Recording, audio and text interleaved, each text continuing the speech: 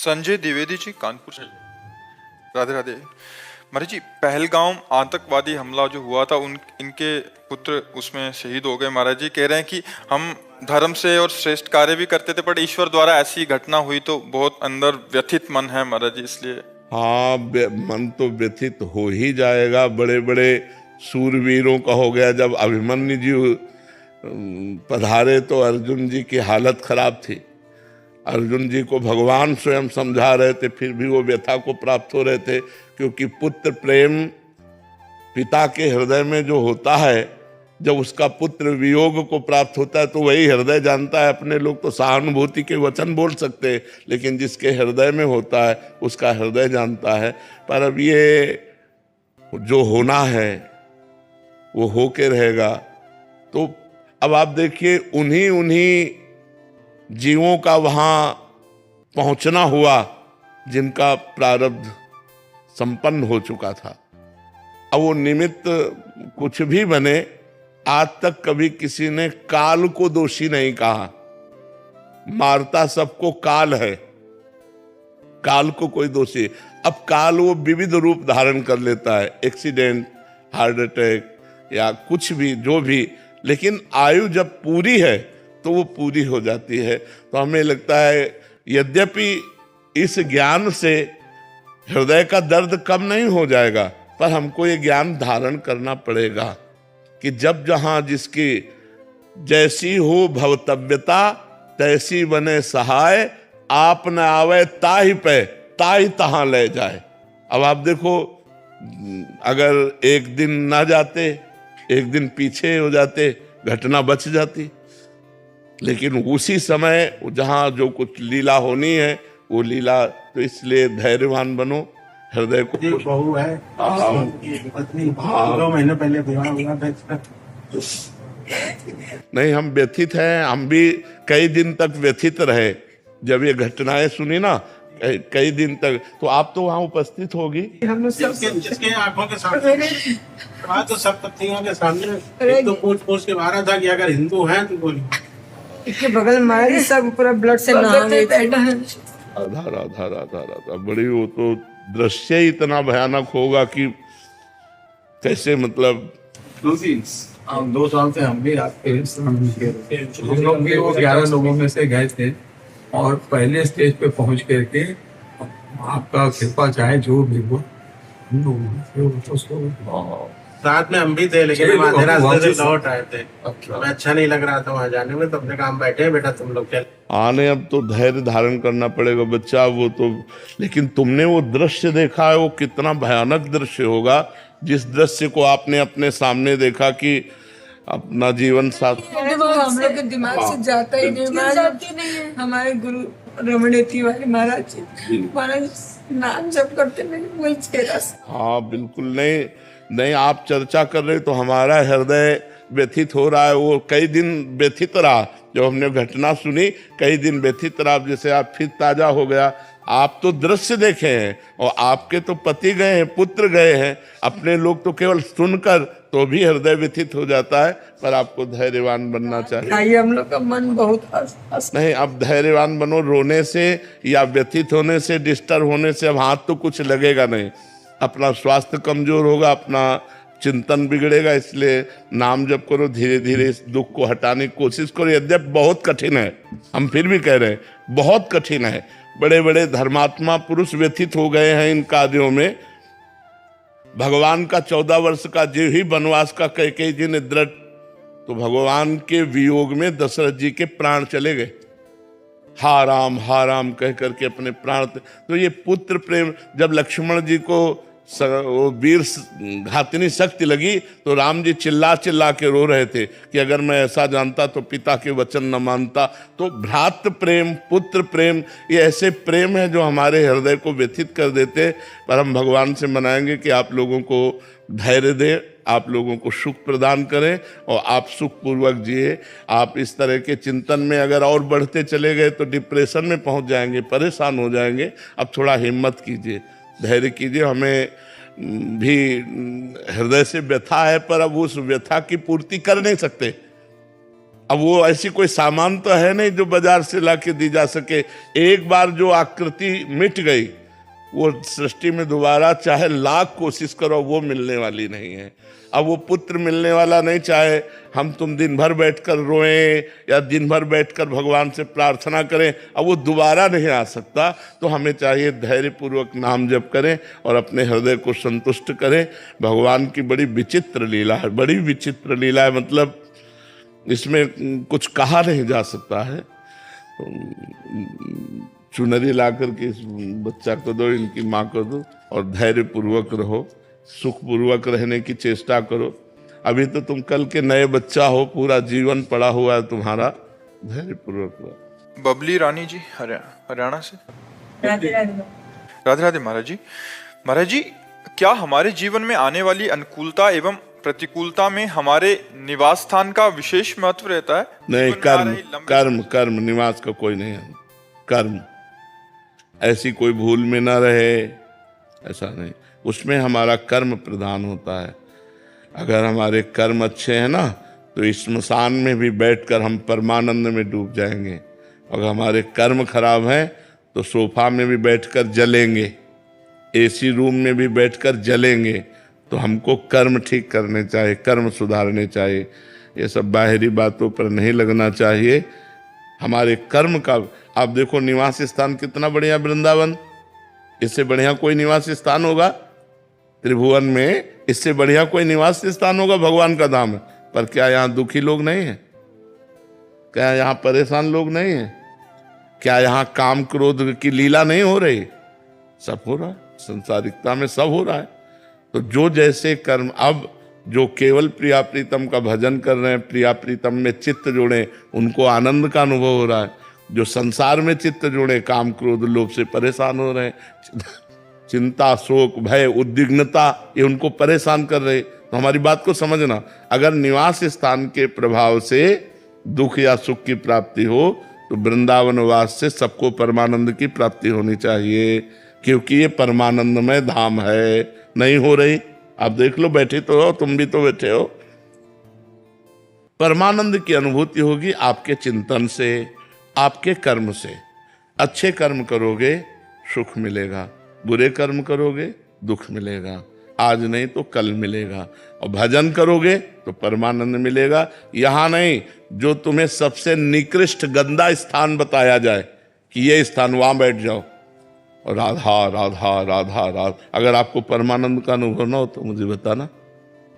तो स्थान का थोड़ा सहयोग तो मान सकते हैं कि शांत वातावरण है, भागवतिक है, तो हमारा भजन में ज्यादा रुचि होगी। लेकिन सुख दुख विपत्ति संपत्ति हमारे कर्मों के प्रभाव से, इसका स्थान से कोई ताल्लुक नहीं है।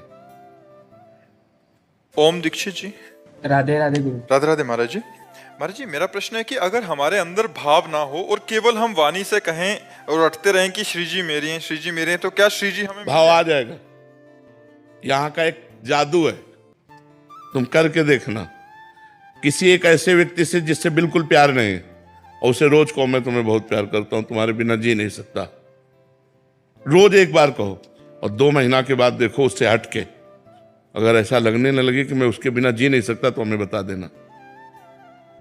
भृंगी कीड़ा एक कीड़े को लाके अपने मिट्टी के घरौंदे में रखता है और ऐसे डंक मारता है और भन, तो जो डंक मारने से उसकी पूरी एकाग्रता उस भृंगी की तरफ जाती है और भन, वो उसी का चिंतन करने लगता है। बिना शरीर छोड़े अन्य जाति का कीड़ा भृंगी कीड़ा बन जाता है। यदि हम ये कहते रहे कि हे प्रभु मैं आपका हूं, झूठी से कह रहा हूं, तो सच्ची एक दिन महान भक्त बन जाएगा। करके तो देखे, करके तो देखे ऐसा। महाराज जी श्री जी लायक मतलब हम बन नहीं पा रहे, भावने और अगर करें वाणी से कहे श्री जी। लोहा कभी मुकुट बन के देवताओं के नहीं लग पाता, लेकिन पारसमणि छू जाए, अगर पारसमणि छू जाए तो लोहा तत्काल सोना बन जाए और देवताओं के मुकुट पर बन। तो ऐसे ही हम लोहा की तरह हैं। संत कृपा, भगवंत कृपा से यदि नाम जब चलने लगे तो हम पारसमणि रूपी नाम का स्पर्श होते ही हम भगवान के योग्य हो जाएंगे। जो पापी व्यभिचारी नीच आचरण वाले थे, जिनसे संभाषण भी करना पाप है, ऐसे ब्रह्म ऋषि बन गए, ऐसे महात्मा बन गए भगवान के नाम के प्रभाव से। तो हम भगवान का नाम जप करें, हम में कोई योग्यता नहीं, लेकिन नाम भगवान की कृपा से वो सब सद्गुण आ जाएंगे जिससे भगवान प्रसन्न होते हैं। हम खूब नाम जप करें। निमिष शाह जी मुंबई से। राधे राधे महाराज जी। महाराज जी, मेरा ये प्रश्न है कि क्या रोज की दिनचर्या ही जीवन है कि सुबह उठे, खाए पिए, रात तक काम किया, फिर आए, सो गए, फिर आगे की जिंदगी का महाराज जी क्या मायने है, क्या उद्देश्य है? यही जब विचार करोगे तो आपको एक रास्ता मिलेगा जिसका नाम अध्यात्म है कि आखिरकार क्या है, कब तक जिएंगे। रोज की शाम हमारी आयु को तो नष्ट कर रही, अब जो कल की शाम गई, जितने मिनट जितने सेकंड हमारी आयु में थे माइनस हो गए, अब आज फिर माइनस शुरू है। आखिरकार हम मृत्यु के नजदीक पहुंच रहे हैं, तो खा करके कमा करके हम अब केवल आयु ही तो नष्ट कर रहे हैं। लाभ क्या ले रहे हैं? वो लाभ है भगवान का भजन, वो लाभ है भगवान का चिंतन। यदि हम आज एक एक श्वास राम राम बोले, राधा राधा बोले, कृष्ण कृष्ण बोले, हरि हरि बोले, तो आज की कमाई पक्की हो गई। अब ये त्रिभुवन में कभी नष्ट होने वाली नहीं, त्रिकाल में कभी नष्ट होने वाली नहीं। भगवान के नाम के प्रभाव से हमारी दुर्गति रुकेगी और हमारी सदगति होगी। अगर नाम जप नहीं चल रहा तो बिल्कुल आयु व्यर्थ जा रही, बिल्कुल आयु व्यर्थ जा रही। ये दुर्लभ दे तभी सार्थक है हमारा। एक जैसे आपका चिंतन आया ना, ऐसे ही गाढ़ चिंतन हो जाए तो आप भयभीत हो जाएंगे कि आखिरकार जिंदगी है क्या, मतलब क्या रहा, इसके बाद मर गए, फिर कुछ योनि में गए, फिर खाओ जियो मरो, बस इतना ही, क्या यही जीवन का लक्ष्य है? तो जब ये बात आती है तब अध्यात्म का रास्ता निकलता है। महाआनंद, पूर्णानंद, परमानंद, इस शरीर के राग से रहित, आवागमन से मुक्त, समस्त कामनाओं से विनिवृत्त कामा, अध्यात्म नित्या विनिवृत्त कामा, द्वंद्व विमुक्ता, सुख दुख संगई, गच्छन्त मूढ़ा पदमभ्यम तद, वो अव्यय पद, परम पद को प्राप्त हो जाता है जो भगवान का नाम जप करता है, भगवान की आराधना करता है। तो बच्चा, भगवान का सुमिरन करना ही जीवन की सार्थकता है। नहीं कहे हनुमंत विपत्ति प्रभु सोई, जब तो सुमिरन भजन न हुई। सुमिरन भजन हो रहा है, बहुत बढ़िया जीवन कट रहा है, चिंता करने की जरूरत नहीं। सुमिरन भजन नहीं हो रहा तो व्यर्थ जीवन जा रहा है। किसी भी भोग को कितनी भी बार भोग लो, बार बार वही तृष्णा। आप देखो ना, भोगे हुए भोग को पुनः पुनः भोगने की वृत्ति का नाम तृष्णा है। सुने हुए भोगों को भोगने की इच्छा का नाम कामना है। तो बार बार वही कामना, तृष्णा, बस ये खा लो, वो खा लो, ये भोग लो, वो देख लो, वो देख, तो हमारी आयु व्यर्थ जा रही है। राधा राधा राधा कहते हुए हम पा रहे हैं, क्योंकि पाना पड़ेगा। जो भगवान ने दिया वो भगवान को अर्पित करके नाम जप करते हुए पा रहे हैं। जो भगवान दृश्य दिखा रहे हैं, सब में भगवान की माया, भगवान की लीला देख रहे हैं, नाम जप कर रहे हैं, बढ़िया जीवन चल रहा है। आयु उसकी नष्ट नहीं होती, उसकी आयु सार्थक होती है। तभी हम कहते हैं जो लोग बर्थडे मनाते हैं, उन लोगों को सोचना चाहिए कि एक वर्ष माइनस हुआ, अब हमारा जीवन कितना मुझे पता नहीं, और एक वर्ष माइनस हो गया, तो मुझे विचार करना चाहिए कि इस एक वर्ष में मैंने क्या महत्वपूर्ण कार्य किया। हम अपने देश के लिए क्या किया, अपने माता पिता के लिए क्या किया, अपने लिए क्या किया। तो हम उत्सव किस बात का मनाएं? लोग शराब पीते हैं, लोग मांस खाते हैं, पार्टी मनाते हैं, अज्ञानी भाव में करते हैं। नाम कीर्तन करो, 24 घंटे भगवान का नाम कीर्तन करो। आज जन्म दिवस अगर मनाना है तो भगवान का नाम कीर्तन करो। गौ से गौओं को हरा चारा डाल दो, संत महात्माओं को भोजन पवा दो, किसी गरीब की बीमारी में लगा, तो तुम्हारा जन्म होना सार्थक रहेगा। ये शराब और मांस और ये पार्टीबाजी, ये हैप्पी नहीं है। हैप्पी तो तब है जब भगवान से जीव जुड़ा, धर्म से जुड़ा। हम कह रहे ना 24 घंटे कीर्तन बैठा लो, तो 1 घंटे नाम कीर्तन जरूर करो। भगवान का नाम कीर्तन करो और सबको भोजन पवाओ, पवित्र भोजन पाओ। ये गंदी बातें, गंदा आहार, ये बहुत बुद्धि को भ्रष्ट करने वाला। अच्छा, आज बढ़िया आप खीर, गुलाब जामुन, पूड़ी, कचौड़ी, सब्जी, ये सब पवाओ, और वो सब गंदी चीज ना हो। बोले यार क्या पार्टी ही नहीं हुई, वो मानेंगे पार्टी ही नहीं, वो ऐसी भावना रखते हैं। हाँ, तो आज राक्षसी भाव की वृद्धि हो रही। पवित्र आहार स्वयं करो, दूसरों को पवाओ, नाम जप करो, इसी से जीवन सार्थक है। हमारा जो मन है वो इस संसार में राजी हो गया है। संसार के भोग, संसार की धन संपत्ति, रिश्ते नाते, और इसमें राजी होकर भगवान को भूल गया है। ये सबसे बड़ा घाटा है, क्योंकि रोज का रोज हमारी आयु खत्म हो रही, माइनस में हो रही।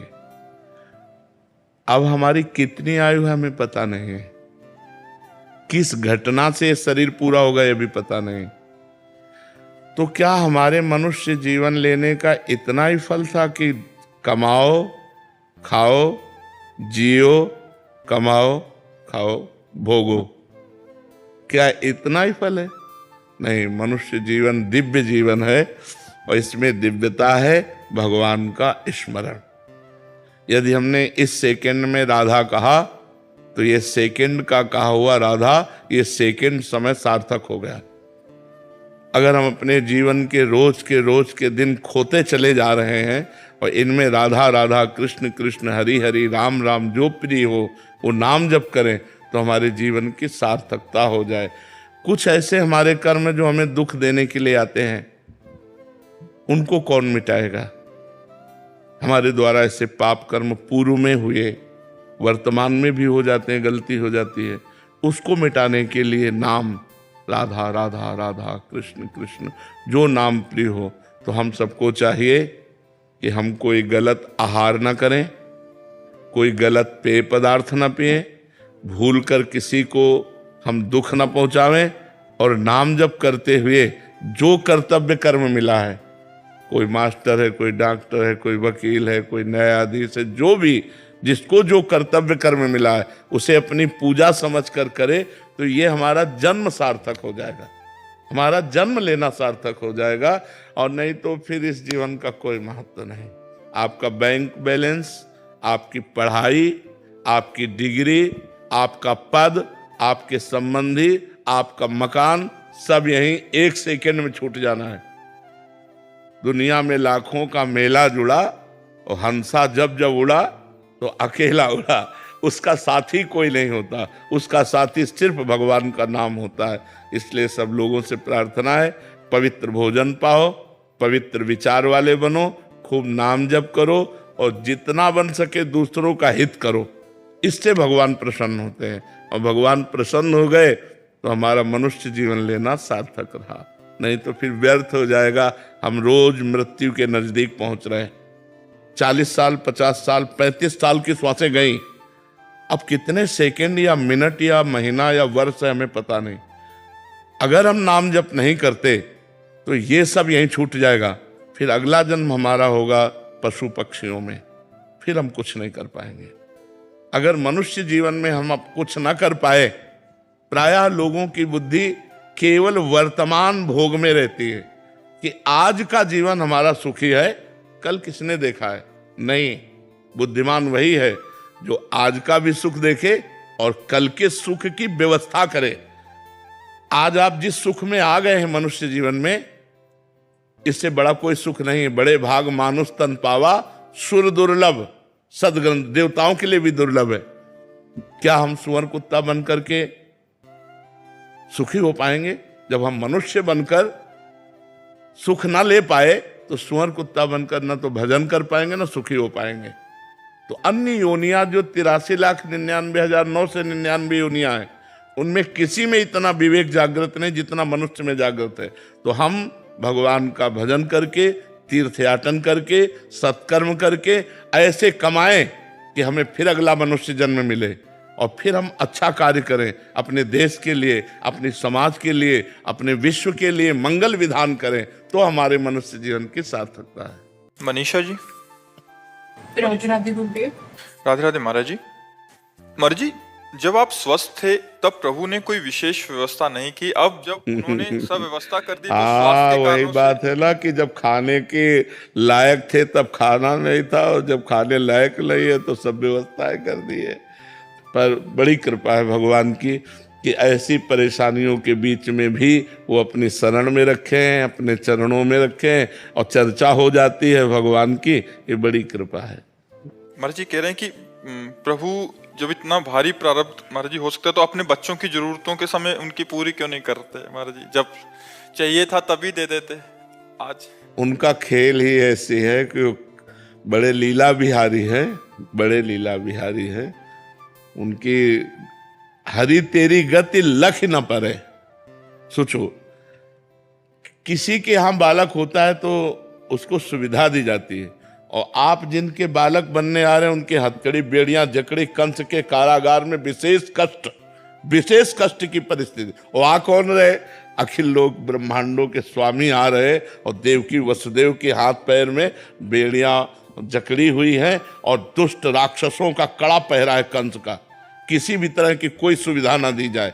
भारी कष्ट में 6 बच्चे मार डाले गए। कितना भयंकर कष्ट आप सोचो। पत्थर में पटक करके नवजात शिशुओं की हत्या कर दी गई, और दुष्ट राजा कठोर शासन में। और आ कौन रहे? सकल जगत का मंगल करने वाले भगवान कंस के कारागार में प्रकट हो रहे। देवकी जी देखकर अभी छक नहीं पा रही हैं कि वो आदेश कर रहे हैं हमको गोकुल में छोड़िया। क्या इतने सुंदर त्रिभुवन मोहन पुत्र को, जिसे एक क्षण भी अलग करना प्राण निकल जाए, देवकी जी को तुरंत वसुदेव जी के गोद में, और उस पुत्र की रक्षा हो इसलिए गोकुल पधरा देते हैं। बड़ा विचित्र भगवान का लीला चरित्र है। इसलिए ये नहीं कहा जा सकता कि ऐसा भगवान ने क्यों नहीं किया। शायद उस समय भगवान सुविधा दिए होते तो हम ये चढ़ाई ना चढ़ पाते। जो साधना की चढ़ाई चढ़े वो चढ़ाई ना चढ़ पाते, फिसल जाते। भगवान ने इसीलिए वो हमको कठोरताएं दी, जिससे हम उन कठोरताओं के बल पर इस चढ़ाई को चढ़ पाए, और आज हम आप लोगों के सामने सेवा करने योग्य बने कि हम अपनी वाणी के द्वारा, अपने आचरणों के द्वारा आपको सुखी कर पाए। नहीं तो शायद है ऐसा ना हो पाता। तो भगवान जो करते हैं वो बड़ा मंगलमय करते हैं, उनका हर विधान मंगलमय होता है। महाराज जी, क्या हर एक साधक के जीवन में ऐसा कष्ट आना जरूरी है या प्रतिकूलता आना जरूरी है? देखो, जो जितनी ऊंचाई पर चढ़ना है तो फिर उतनी चढ़ाई तो चढ़नी ही पड़ेगी। तो जितना जो चढ़ पाया वो वहीं स्थिर है।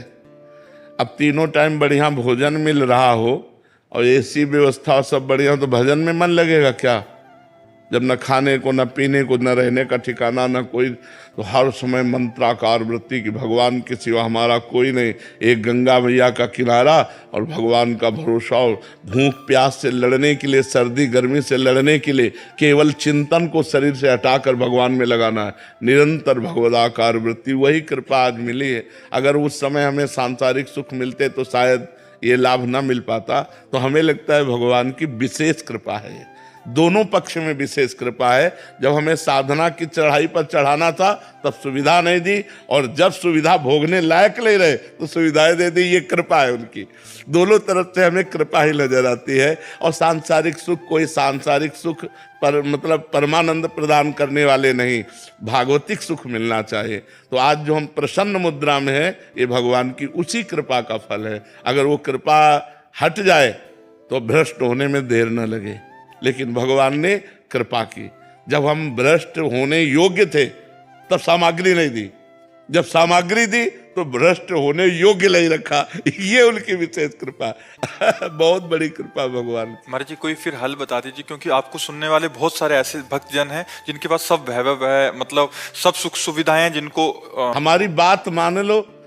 देखो, जो लाखों को सुधारने लायक बनाया जाता है ना, उसकी कड़ी परीक्षा होती है कि आप लाखों को लेकर के हमारे पास आओगे। तो इसलिए भगवान ने हमको ऐसी कड़ी परीक्षाओं में ऐसे रखा कि तुम तैयार हो और लाखों को पकड़ो और हमारे पास लेके आओ। तो तुमको उतनी कड़ी परीक्षा नहीं करनी, तुमको केवल हमारी बात माननी। बात मान लो तो तुम जहां हो वहीं से भगवत प्राप्ति की योग्य हो जाओगे। इसीलिए भगवान ने इतनी कड़ी परीक्षाएं, ऐसी परिस्थितियां डाल डाल करके पक्का किया है कि तुम हजारों का कल्याण कर सकते हो, हजारों को अपनी वाणी के द्वारा सुधार सकते हो। तो आप हमारी बात मान लो तो आपका कल्याण हो जाएगा, आपका मंगल हो जाएगा। आपको वो तपस्या, आपको वो कष्ट नहीं झेलने पड़ेंगे। जो कष्ट झेल कर हमने अनुभव किया वो बात तुम मान लो तो उसी से मंगल हो जाएगा। उस सब सुख सुविधाओं में रहते हुए कैसे भजन? बिल्कुल भजन होने लगेगा। हम कह रहे हैं हर सुख सुविधा को भगवान को समर्पित करो। जैसे हम ऐसे भोजन पाते हैं तो भोजन होता है, लेकिन जब हम भगवान को अर्पित कर देते तो प्रसाद होता है। और भोजन पाने से पुण्य क्षय होंगे, लेकिन प्रसाद पाने से पुण्य बढ़ेंगे। ऐसे हम नाथ सकल संपदा तुम्हारी, मैं सेवक समेत सुत नारी, संपूर्ण परिवार को भगवान का अर्पण भाव करके और सब में भगवत भाव करके नाम जप करते हुए हम व्यापार नौकरी जो भी करते हैं ईमानदारी से करें तो गृहस्थी में रहते हुए हम संत हैं, गृहस्थी में रहते हुए हम भगवत प्राप्त हैं। बात होती है आचरणों से, चिंतन से, वो आप भी कर सकते हो। अच्छा, जैसे गृहस्थ आदमी को काम वेदना आई, अपनी पत्नी है, अपनी पत्नी से अगर दूसरे की पत्नी तो वही पाप हो गया। ऐसे ही मोह सताया तो अपने पुत्र में गोपाल जी की भावना करो, मेरे भगवान पुत्र रूप में आए तो आपका कल्याण है, आपका मंगल है। जैसे हम चराचर जगत में भगवत भाव कहते हैं, आप अपने परिवार में भगवत भाव करके मुक्त हो सकते हो, पर भाव करना पड़ेगा, सब में भगवत भाव करना पड़ेगा, तन मन धन सर्वस्व भगवान का मानना पड़ेगा, नाम जप करना पड़ेगा और कोई पापाचरण ना हो ये सावधानी रखनी पड़ेगी। तो गृहस्थ में रहते हुए सुखपूर्वक भगवान की प्राप्ति हो जाएगी। करमवीर जी आगरा से। राधे राधे महाराज जी। गुरुदेव, आपको आनंद किस रस में ज्यादा था लगा, काशी वाले में या वृंदावन वाले में? एक दूध का खोया, बूरा, पेड़ा, बर्फी, कई पदार्थ बनते हैं, उसका स्वाद अलग अलग होता है, लेकिन होता तो मेन पॉइंट दूध ही है। चाहे शिव कहो चाहे श्याम कहो, वो ब्रह्म तो एक ही है ना, उसका रसास्वादन अलग है। नहीं, दूध की बर्फी का और खोया को चीनी से बोर करके ऐसे पाना, और पेड़े अलग अलग उसके कई पदार्थ बनते हैं, तो स्वाद विशेष बदल सकता है, लेकिन तत्व तो वही रहता है ना, दूध ही। ऐसे ही परमात्मा एक है, चाहे राम कहो चाहे श्याम कहो चाहे शिव कहो चाहे दुर्गा कहो चाहे जो भी कहो, परमात्मा एक है। उसका स्वाद, अब जैसे नाम कीर्तन कर रहे हैं इसका स्वाद अलग है, ध्यानस्थ होकर मंत्र जप रहे हैं इसका स्वाद अलग है उसी परमात्मा का, उसकी कथा सुन रहे हैं उसका स्वाद अलग है, उसकी सेवा कर रहे हैं उसका स्वाद अलग है, उनके सामने हम नाच रहे हैं उसका स्वाद अलग है, लेकिन है वो सब परमानंद भगवान का ही स्वाद।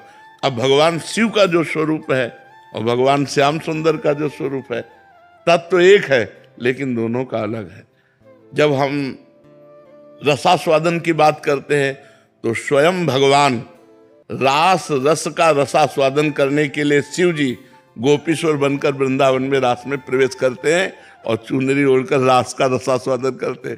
तत्व एक है, लेकिन जब स्वाद की बात करते हैं तो जो रज शिव सनकादिक याचत, सो रज शीश चढ़ाऊं किशोरी तेरे चरणन की रज पाओ। तो वही भगवान शंकर कृपा करके हमको भेजे और किशोरी किशोर जी की सेवा में। तत्व एक है, रसास्वादन अलग अलग है। अब जैसे श्याम लीला और रामलीला, बड़ा अंतर है, बड़ा अंतर है। गंभीर मर्यादा, बिल्कुल कहीं इतनी भी मर्यादा का, वही राम है वही श्याम। प्रेम की एक अपनी मर्यादा होती है, ये प्रेम लीला अवतार लीला पुरुषोत्तम है और वो मर्यादा पुरुषोत्तम है, और है एक, पर लीला में बड़ा अंतर है। प्रेम लीला स्वच्छंद, प्रेम की एक अपनी मर्यादा होती है। वंशीनाथ की आई ब्रजनार सुनत बंसी रो, गृहपति बंद विसारे, दर्शन मदन गोपाल मनोहर, मनसी ताप निवारे।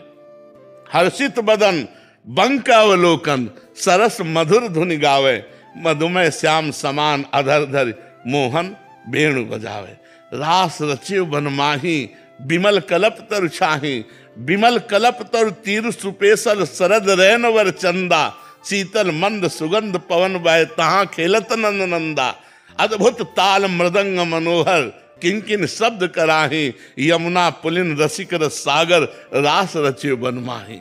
देखत मधुकर केली, मोहे खग मृग बेली, मोहे मृग धेनु सहित सुर सुंदर, प्रेम मगन पट छूटे, उडगन चकित थकित शशिमंडल, कोट मदन मन लूटे। अधर पान परिरंभन अतिरस, आनंद मगन सहेली, जय श्री हरिवंश रसिक सच पावत, देखत मधुकर केली। वो अद्भुत रस, एक गोपी एक श्री कृष्ण, एक गोपी एक श्री कृष्ण, वो अद्भुत रास रस ये कहीं नहीं आप देखोगे। तो ये इनका विचित्र प्रेम रस और उनकी विचित्र गंभीरता, मर्यादा पुरुषोत्तम भगवान श्री राम के पावन चरित्र में मर्यादा ही मर्यादा है और यहाँ प्रेम मर्यादा है। तो तत्व एक है। जब लीला की तरफ देखो तो अलग अलग स्वाद है। वही परमात्मा राम बनाए, वही श्याम बनाए, वही शिव बनाए, वही दुर्गा बनाए, वही काली बनाए, वही सब रूपों में है, उसके सिवा कोई नहीं है जी।